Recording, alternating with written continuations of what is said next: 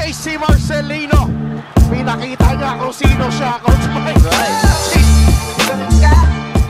Siguro, ngayon mas pa namin, pagtatrabahuan pa namin kasi sobrang sakit talaga nangyari. First round pa lang laglag na.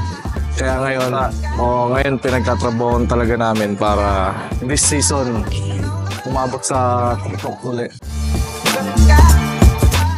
Mas marami rin ako matututunan ngayong taon kasi ibang teammate, lahat, diba? Lahat ng pakisama, sistema, yun. Kaya yun yung expectation ko ngayon na yun, team to beat pa rin yung napuntahan naming team. Yan. Gusto ko talaga mapunta, championship makakuha. Yan.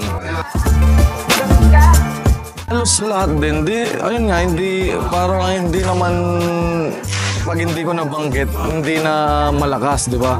Eh, siyempre, yung pa rin, champion team, yun, yung mga Pampanga, Abra. Tapos, ano pa ba? Binyan, Basilan din, malakas. Yun, excited ako makalaban sila lahat.